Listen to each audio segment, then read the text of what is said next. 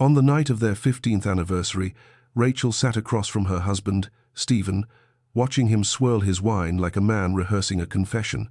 He didn't look at her, not once, not until he finally exhaled and said the words that shattered the evening. "You've disgusted me since day one, and tonight I'm ending this marriage." The entire restaurant froze. A nearby couple paused mid-bite. A waiter stopped pouring water. Everyone expected Rachel to break, to cry, to fall apart. Instead, she smiled, not a confused smile, not a broken one, a smile that carried the weight of a secret she'd been waiting 15 years to reveal. Stephen thought he came to end everything, but tonight, Rachel would be the one who finished him. Before we dive deeper, let us know in the comments where you're watching from. We'd love to hear from you. And don't forget to hit that subscribe button so you never miss any of our upcoming videos. But how does a marriage reach the point where a husband calmly destroys a woman's heart over dinner? What drove him to say those words? Why did Rachel smile instead of cry? And what truth was she holding? A truth powerful enough to turn this anniversary into a reckoning. To understand that moment, we must return to where the story began, long before the restaurant, long before the betrayal, before the smile, back to the secrets no one saw. Rachel was the kind of woman people described as capable. A nurse by profession, she'd built a life around helping others, around believing in second chances, around giving people the benefit of the doubt. She grew up believing in partnership, in building a marriage brick by brick, with patience and trust. Stephen was different. When they met at a charity fundraiser 12 years before that fateful anniversary dinner, he had everything: ambition in his eyes, a sharp suit, confidence that filled the room. He was a financial consultant, the kind of man who spoke about portfolios and investments like poetry. He swept her off her feet with dinner dates at expensive restaurants, weekend getaways to wine country, and promises of a future where money would never be a worry. But charm, as Rachel would learn, can be a carefully constructed mask. The first cracks appeared in year 3 of their marriage. Small things, she told herself, were just the natural ebb and flow of married life. He stopped asking about her day. He spent more nights working late at the office. He forgot their anniversary one year, brushed it off with an expensive bracelet delivered by courier the next day. No card, no explanation. By year 7, Rachel was doing most of the emotional labor in their marriage. Remembering birthdays, planning holidays, keeping the house running, making sure they still had date nights even when Stephen seemed distracted. By year 10, she felt like a guest in her own marriage, welcomed but not truly seen. Then came the moment that changed everything. It started with something small, a credit card statement that arrived at the house instead of going to his office like usual. Rachel opened it out of habit, thinking it was their joint account. It wasn't. The balance made her hands go cold. $73,000. Charges at hotels she'd never stayed in. Restaurants in cities Stephen had never mentioned visiting. Wire transfers to accounts she didn't recognize. When she confronted him that evening, Stephen had an explanation ready. It was for work, he said. Client entertainment, business expenses that would be reimbursed. He even showed her emails, official-looking documents that seemed to back up his story. Rachel wanted to believe him. She needed to believe him. So she did, for a while. But 3 months later, she found another statement. This one was worse. A personal loan, taken out in both their names, that she'd never signed for. $85,000, borrowed against their home. When she asked Stephen about it, he grew defensive, angry even. He accused her of not trusting him, of trying to control him, of being paranoid. He told her the loan was an investment opportunity, a sure thing that would triple their money within a year. He made her feel guilty for questioning him. So again, she let it go. She wanted peace more than she wanted answers. But Rachel wasn't naive. She was observant. And over the next 18 months, she started paying attention to the details Stephen thought she would ignore. Late-night phone calls he took in another room, deleted text messages, business trips that didn't match the receipts she occasionally found in his jacket pockets, withdrawals from their savings account that he explained away as emergency expenses or investment opportunities. Rachel didn't confront him again. She'd learned that confrontation led nowhere, except to more lies, more manipulation, more gaslighting. Instead, she did something Stephen never expected. She started documenting everything, every suspicious charge, every unexplained absence, every inconsistency in his stories. She opened her own bank account, one Stephen didn't know about, and started setting aside money from her nursing shifts. Then, 8 months before their 15th anniversary, Rachel made a phone call that would change everything. She hired a private investigator. The investigator's name was Catherine, a former police detective who specialized in financial fraud and marital infidelity. For 6 months, Catherine followed the money trail Stephen had left behind. What she found was worse than Rachel had imagined. Stephen wasn't just hiding money, he was running a con.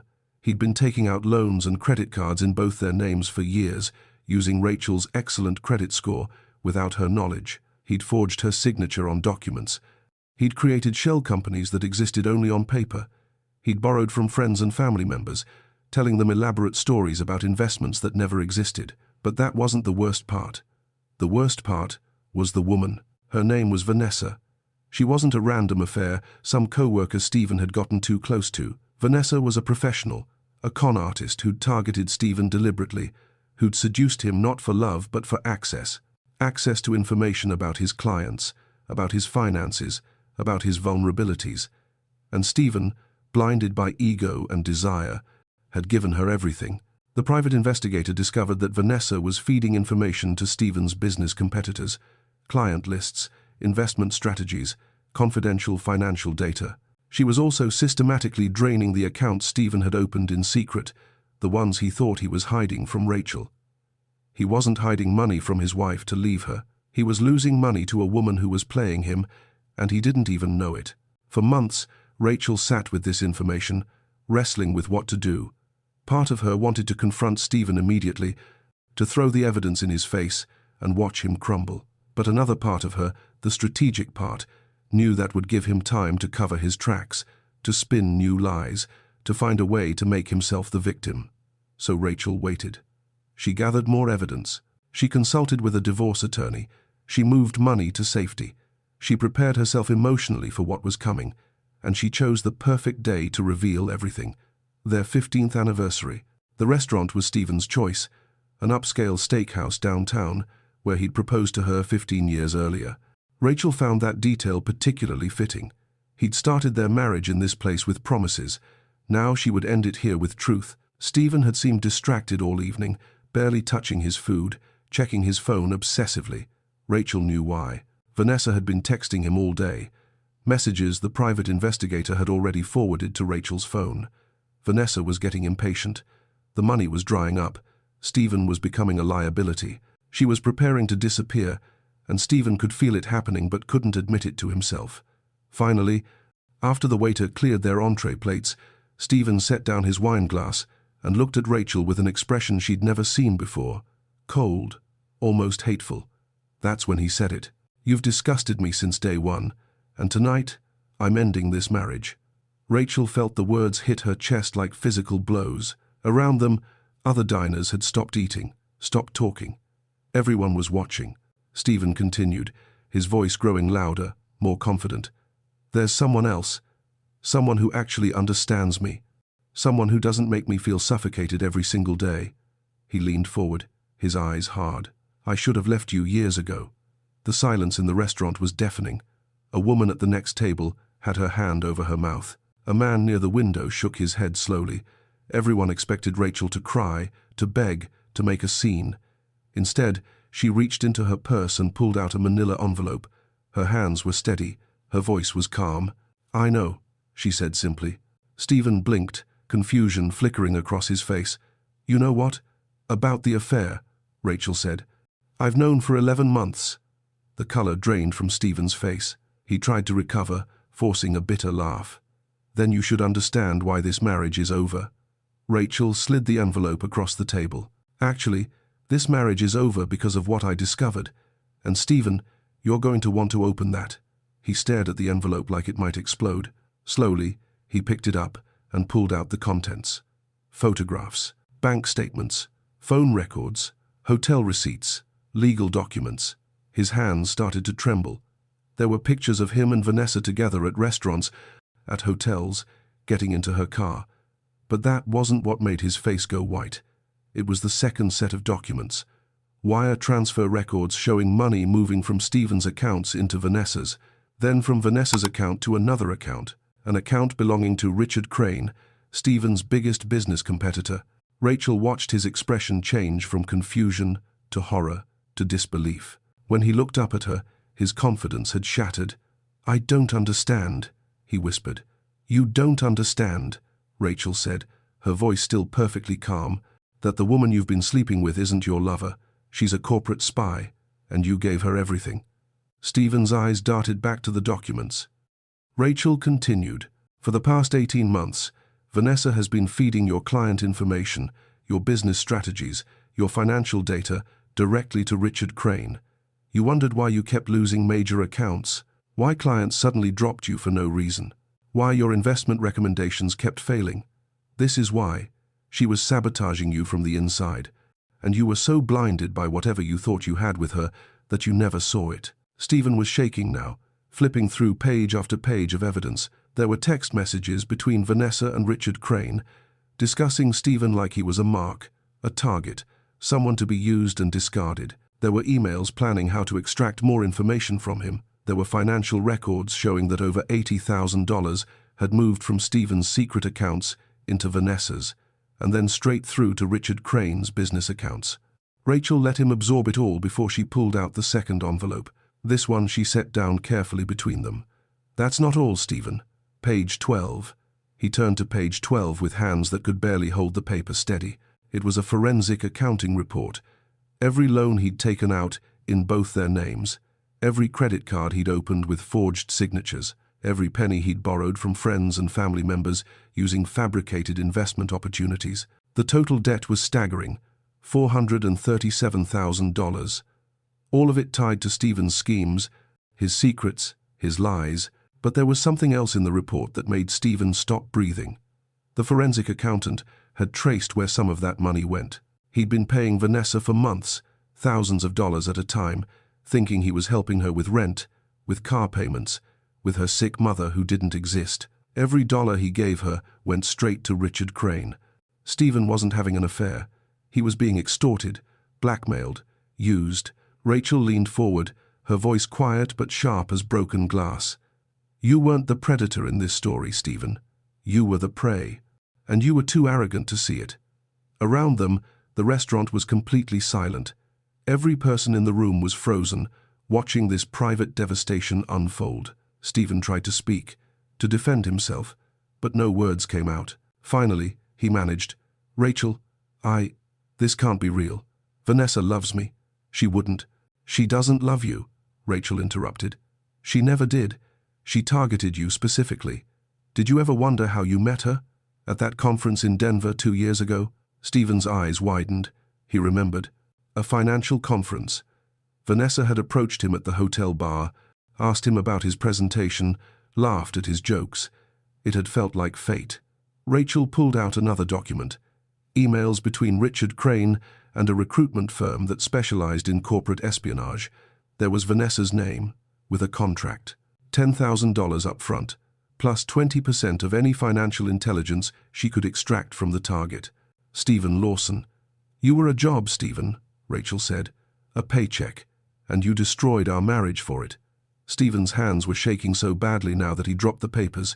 They scattered across the table, evidence of his complete and utter humiliation spread out for the entire restaurant to see. But Rachel wasn't done. She pulled out one more document. This one she placed directly in front of him. It was a divorce petition, already filed, already served. "This was delivered to your office 3 days ago," Rachel said. "Your assistant signed for it. I'm guessing you never opened it." Stephen stared at the document, like it was written in a language he didn't understand. "The house is in my name," Rachel continued, her voice steady and factual. "I bought it before we married, if you remember. Your name was never on the deed. The car you drive, my father co-signed for it, so that's being repossessed. Your credit is destroyed, Stephen. Your business is about to collapse. Your competitors have everything they need to bury you. And your friends and family, the ones you borrowed money from, they're going to want answers." She stood up slowly, gathering her purse, leaving all the evidence scattered on the table. "But that's not even the worst part," Rachel said, looking down at him one final time. The worst part is that every single person in your life is going to know that you threw away a 15-year marriage for a woman who was conning you, that you were too stupid, too arrogant, too selfish to see what was right in front of you. Stephen finally found his voice. "Rachel, please, we can fix this. We can talk. I didn't know. I swear I didn't know what she was doing." Rachel's smile was sad and tired. "I begged you to talk to me for 10 years, Stephen. I begged you to let me in, to be honest with me, to treat me like a partner. You chose lies every single time. So no, we're not going to talk. We're not going to fix this. We're done." She picked up her coat and started toward the door. Stephen scrambled to his feet, knocking over his wineglass. Red wine spread across the white tablecloth like blood. "Where are you going?" he called after her, his voice breaking. Rachel paused at the door and turned back one last time. The entire restaurant was still watching, dozens of strangers bearing witness to the end of a marriage. "I'm going home," Rachel said simply. "To my house, where you will not be welcome. Your belongings are already boxed and in storage. The address is in the divorce papers. Don't contact me. Don't come to my workplace. Don't try to fix this. It's over." And then she walked out into the night, leaving Stephen standing alone in a restaurant full of strangers, surrounded by the wreckage of his own choices. If this story has your heart racing, comment, "I'm still watching." Let's see who's truly here till the end. For Stephen, the weeks that followed were a nightmare he couldn't wake up from. Vanessa had disappeared completely. Her phone number was disconnected. Her apartment was empty, cleared out overnight. Her social media accounts vanished. She'd never existed, not really. She'd been a ghost, a con, a perfectly constructed illusion designed to destroy him. And it had worked. His business collapsed within a month. Clients who'd been with him for years dropped him without explanation. The few who stayed demanded answers he couldn't give. How could he tell them that their confidential information had been sold to competitors? How could he admit what he'd done? His partners at the financial consulting firm forced him out, threatening legal action if he didn't leave quietly. The loans started coming due. Friends and family members he'd borrowed money from started asking questions, demanding repayment. Some threatened legal action. His parents wouldn't return his calls. But the worst part was the isolation. Rachel had been his foundation, his constant, the one person who'd stood by him through everything. And he'd thrown her away like garbage, told her she disgusted him, publicly humiliated her on what should have been a celebration of their marriage. Now, alone in a cheap apartment he could barely afford, Stephen replayed that restaurant scene over and over in his mind. He remembered the look in Rachel's eyes when he'd said those terrible words. He'd expected to see heartbreak. Instead, he'd seen pity. She'd known everything.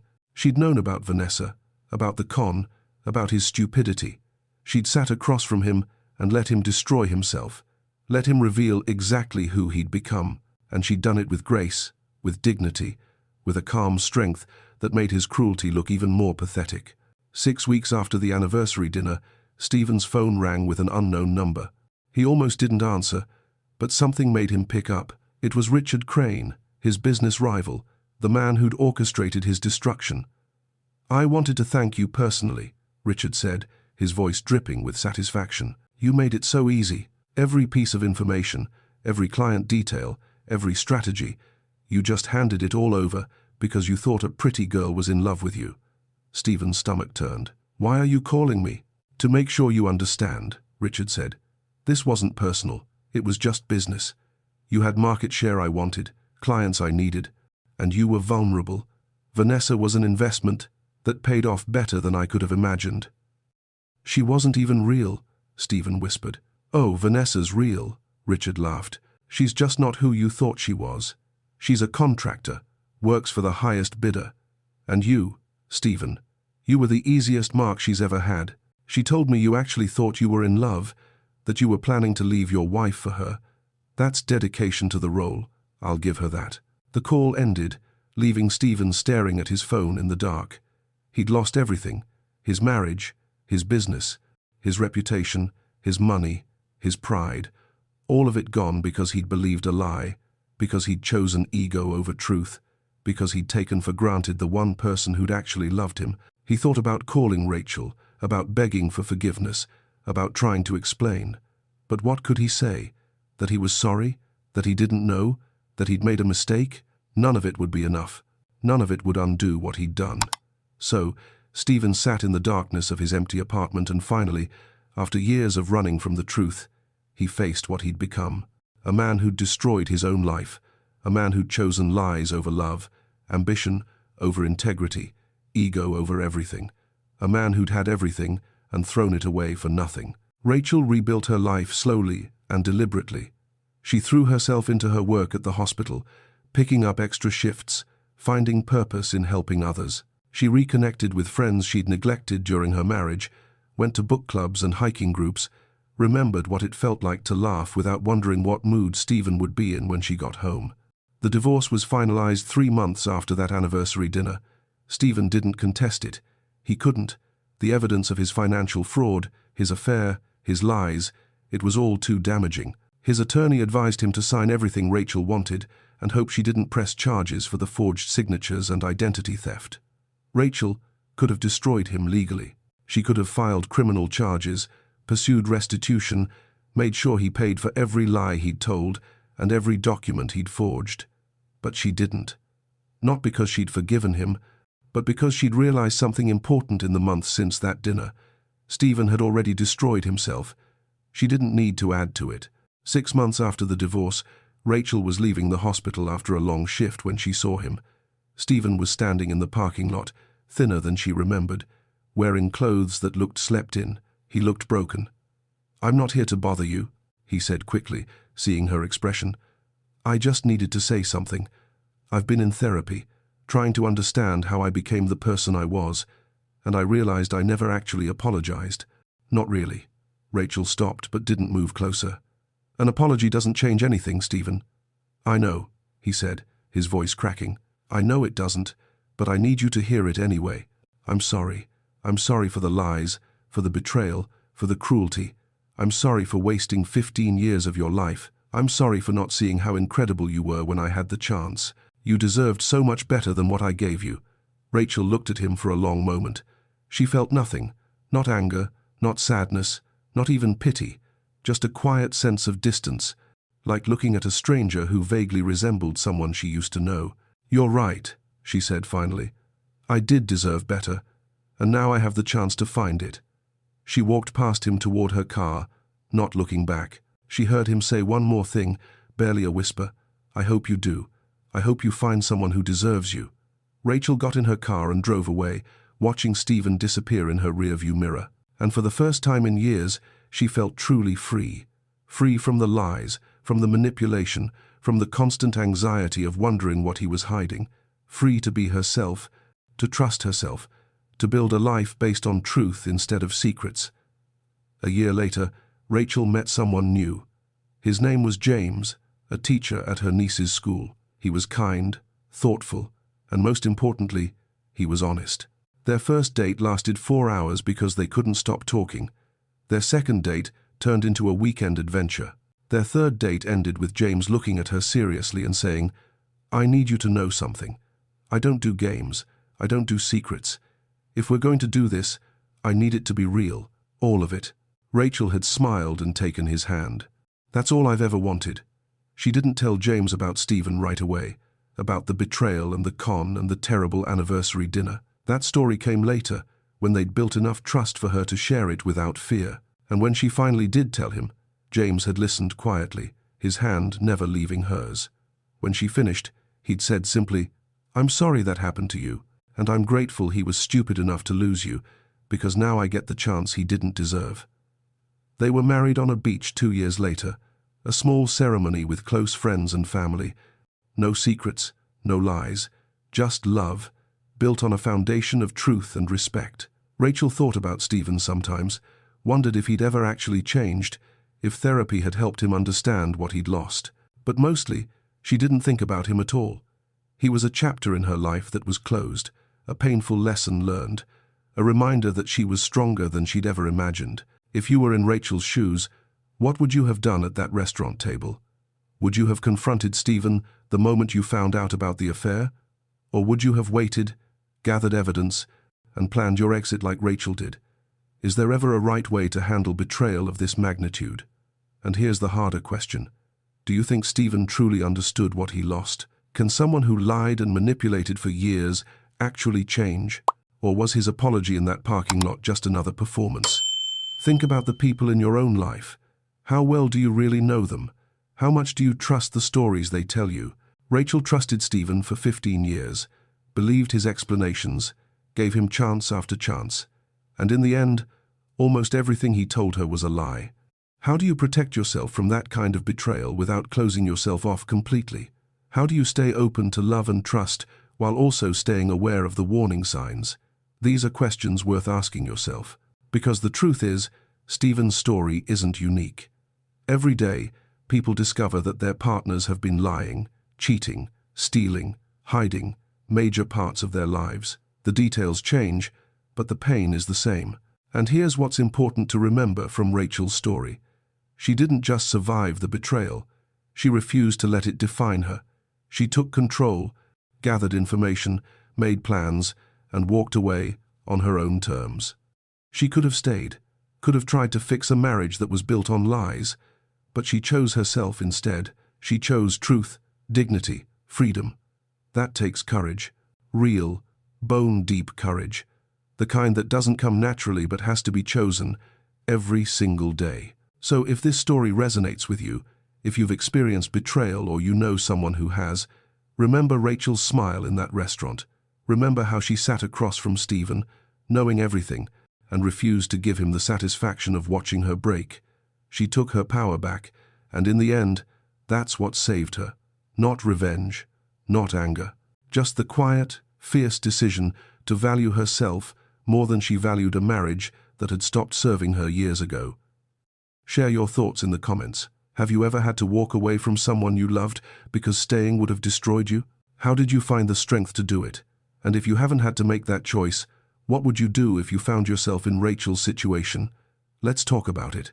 Because these conversations matter. They help us understand ourselves, support each other, and maybe recognize the warning signs before it's too late. Rachel's story is a reminder that not every loss is a tragedy. Sometimes, losing something that was hurting you is the greatest gift you can give yourself. Sometimes the person you thought you couldn't live without is exactly the person you need to leave behind to truly start living. Stephen learned that lesson the hard way, by losing the one person who'd actually loved him for who he was, not what he could give her. He traded real love for an illusion and ended up with nothing. Rachel learned a different lesson, that her strength didn't come from her marriage or her husband's approval. It came from within, from her ability to see the truth and act on it, even when it hurt. Both lessons are important. Both are worth remembering. If this story made you think, made you feel, made you look at your own life a little differently, hit that like button. Subscribe to our channel for more stories that explore the complicated, messy, beautiful reality of human relationships. And most importantly, check on yourself. Check on your relationships. Make sure you're building your life on truth, not on secrets and lies that will eventually collapse. Because in the end, the truth always comes out. Always. The only question is whether you'll be the one revealing it or the one trying to hide from it. Choose wisely. We'll see you in the next story.